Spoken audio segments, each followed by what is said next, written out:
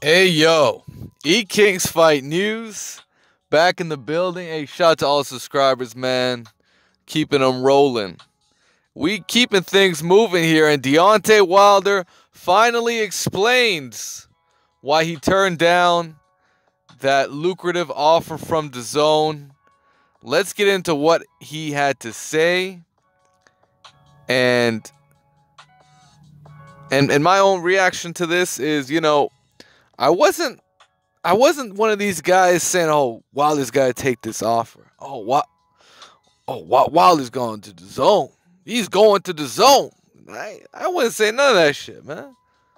What I was saying is Showtime better step it up. That's how Showtime got to step it up here, and they better, protect their investments, so to speak. So it's E King Fight News. We got more on this. All right, so Deontay Wilder turned down one of the biggest deals probably of 2019. Looks to be a bigger offer than what Tyson Fury got over at ESPN. Comparable to what Canelo was making, right? And Canelo had to fight for fucking 10 fights.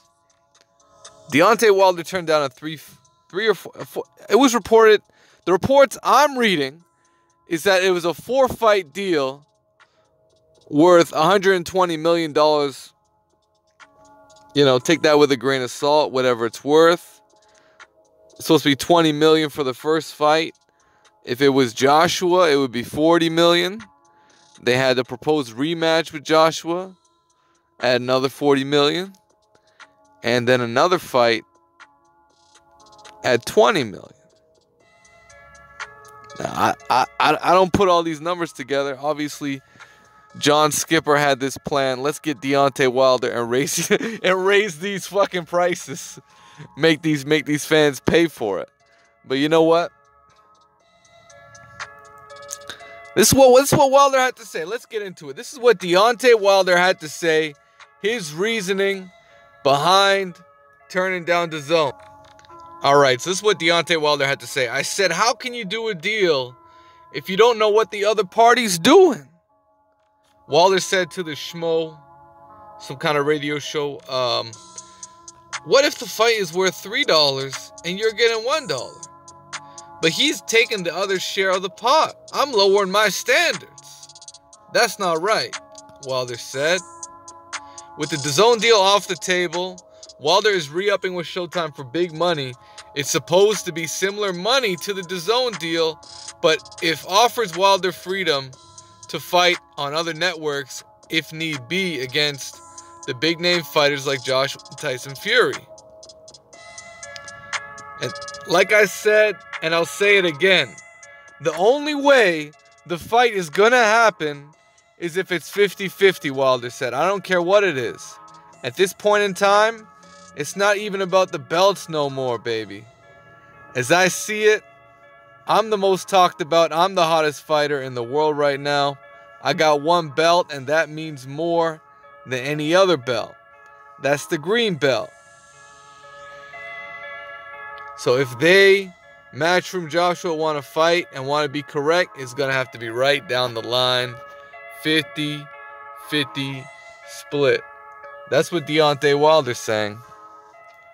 What do y'all say, man? What do y'all say to that? What do y'all say to that, man? Hey, you know what? Has Deontay Wilder earned the right to command what he wants to make for a potential fight for Undisputed? Has he earned that right? That's the real question. Has he earned the right to say, hey, AJ, you ain't no A-side over here. You ain't no A-side in the U.S. You want to make this fight happen? You got to break it down right, man. Hey, it's E King Fight News. Let me know what you guys think. But we got more on this. I have to say, among all other things, Deontay Wilder is being extremely consistent with what he said from the jump. I mean, let's not forget, he's been asking for a 50-50 split since negotiations. Bro, and you wonder why, people, oh, don't talk about the past, E King. You can't talk about the past like that. Like, yeah, you wonder why I keep bringing up what happened in the first negotiation, because that is what led to Deontay Wilder saying, you know what, fuck you guys. You didn't want to fight me when I said, okay, I'll take a little bit less to get a little bit more later. And Eddie Hearn said, you know what, we ain't gonna give you 40%. It's a massive risk. It's a massive risk. Y'all remember that shit? All y'all remember that shit. So it was the breakdown of the first negotiations that led Deontay Wilder to say, hey, you know what? 50% is all I want to hear. If you ain't talking like that, then get the fuck out of here, boy. Get the fuck out of here. Go right back to the UK. You know, you want to come over and fight a big baby? Then fight a big baby, man. But that's not going to be the top draw. And Wilder knows it. Well, when it comes to making it in the US, Wilder has a stronghold. He's the American heavyweight champion of the world. You know, once Anthony Joshua realizes he needs Wilder just as much as Wilder needs him, we'll probably get this fight going. But as long as these two guys believe that they really don't need each other and they can, you know, they can get their own bread, they can roll in their own lane, then we may never see this fight happen. For the good of boxing, we may never see this fight happen. Am I okay with that? It's a fucking shame. It's a fucking shame. And it's a fucking shame that AJ didn't want no smoke last year. Point blank, he didn't want no smoke last year. Now, they feel like they're ready. They feel like maybe Deontay Wilder could be ripe for a potential L. You know, he might lose this year. He might. It's a heavyweight division, guys. You know, there's probably a 2% chance Brazil lands a crazy shot and could get Deontay Wilder hurt. We don't know. We don't know if Jarrell Big Baby Miller can upset Anthony Joshua and just take all that money, flush it down the toilet, because we may never get to see Deontay Wilder, Anthony Joshua. And it's such a marketable fight. It has the kind of mystique that lends itself to a highly anticipated pay-per-view. That's what boxing, oddly enough, this is what it's all about. Is two guys pushing themselves, taking it to the next level, and having the fans support the fight. And to this day,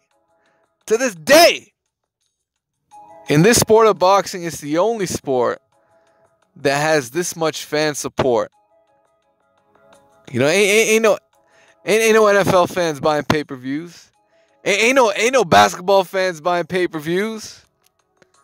You got some golf fans, they might pay to see Tiger Woods. Like, you got some golf fans paying pay-per-view. But what do y'all think about it, man? What do y'all think about it, man? T-King Fight News. Smash that like button. And subscribe to the channel if you haven't already. By the way, Eddie Hearn has came out and responded once again and said, hey, you know what? 50-50. I mean, it's just not, for them, it's not happening. You know, when it comes to that, it's not happening. You know, if you're from the UK and you want to see this fight, why not say, you know what, just let's make this fight happen. Offer them 50-50. Come over to Wembley and let's get it. You know, or you know, one way or the other. You know, you could do a 2-fight deal, 50-50, and then 60-40 for the winner in a rematch. There's a lot of ways you could do the deal. And the worst part is, they did that exact deal with Vladimir Klitschko. It was pretty much a 50-50 split. And then it was 60-40 for a winner in the rematch. That was the Vladimir Klitschko deal as revealed by none other than Shelly Finkel, Deontay Wilder's manager. So why not pull that deal out the hat? Because they don't want to make it happen.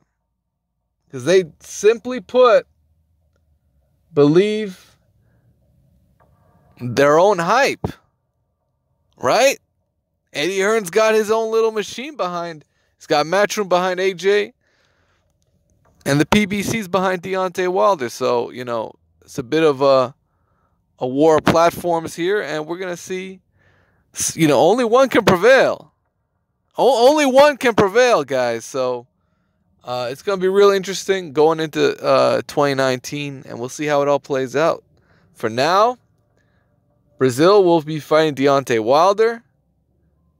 And Anthony Joshua will make an American debut against Big Baby Miller.